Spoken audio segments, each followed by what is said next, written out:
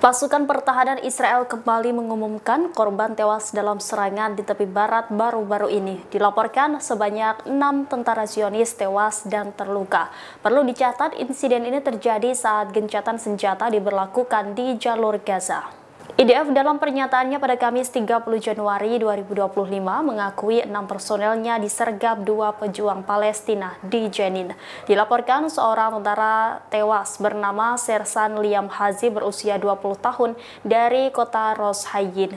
Liam Hazi merupakan personel yang bertugas di unit pengintaian Haruf Brigade Kfir. Sementara 5 tentara Israel lainnya mengalami luka-luka. 1 diantaranya dalam kondisi luka serius. IDF mengatakan tentara terlibat baku tembak dengan 2 pria Palestina bersenjata setelah memasuki bangunan dari Camp Jenin. Kedua pria bersenjata itu tampaknya berhasil melarikan diri dari lokasi kejadian. Kematian tentara Israel itu terjadi di tengah agresi besar-besaran oleh pasukan rezim di tepi barat utara yang dilancarkan minggu lalu.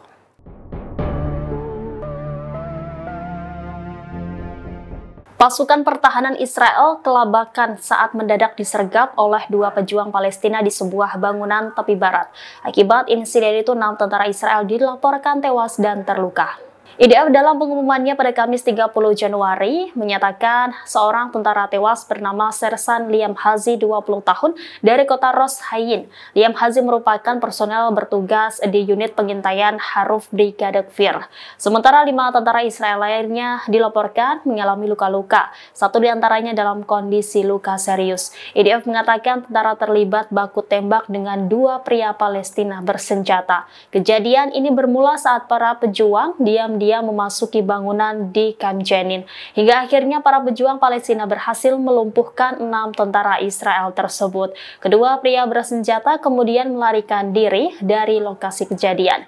Kematian tentara Israel itu terjadi di tengah agresi besar-besaran oleh pasukan rezim di tepi barat utara yang dilancarkan minggu lalu.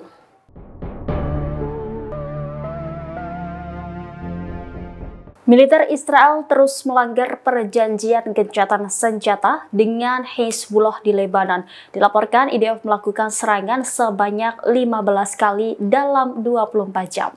Kantor berita resmi Lebanon melaporkan indikasi pelanggaran gencatan senjata oleh IDF di Lebanon. IDF disebut pelanggar sebanyak 15 kali pada Kamis 30 Januari 2025, sehingga jumlah total pelanggaran gencatan senjata Lebanon oleh Israel menjadi 823 selama 66 hari terakhir. Pelanggaran tersebut meliputi serangan pesawat tak berawak, serangan roket, dan penghancuran rumah serta bangunan. Selain itu juga penembakan artileri, penembakan suar, dan pembakaran sebuah peternakan ayam.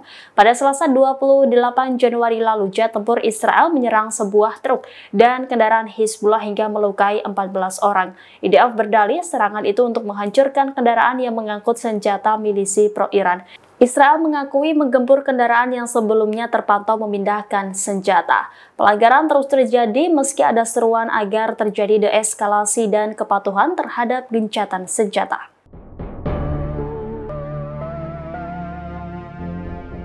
Angkatan bersenjata Yaman menyerang Israel untuk pertama kalinya di tengah gencatan senjata di jalur Gaza Palestina. Operasi ini sebagai ancaman terhadap Israel agar menghentikan pengepungan di jalur Gaza dan agresi di Lebanon. Juru bicara Houthi Yahya Saree pada Jumat 31 Januari mengumumkan pasukannya berhasil menargetkan situs vital Israel. Serangan tersebut mengenai pangkalan udara Nevatim. Adapun operasi Houthi kali ini menggunakan rudal hipersonik Palestina 2 dan pesawat tak berawak. Media Israel melaporkan bahwa sirine berbunyi pada Kamis malam di permukiman di selatan Al-Quds yang diduduki.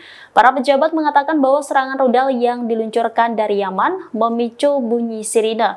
Ini menandai peluncuran kedua rudal balistik hipersonik menuju pangkalan udara strategis bulan ini. Dalam kesempatan itu, Yahya Saree juga mengumumkan bahwa pasukan Yaman berhasil melacak dan menembak jatuh pesawat tak berawak MQ-9 Reaper Amerika Serikat. Drone canggih Amerika ini adalah yang ke-12 yang ditembak jatuh oleh militer Yaman sejak pertempuran dimulai. Yaman menjanjikan komitmennya untuk melanjutkan operasi melawan Zionis sampai rezim tersebut menghentikan kejahatannya di Gaza dan Lebanon. Download Tribun X sekarang, menghadirkan lokal menjadi Indonesia.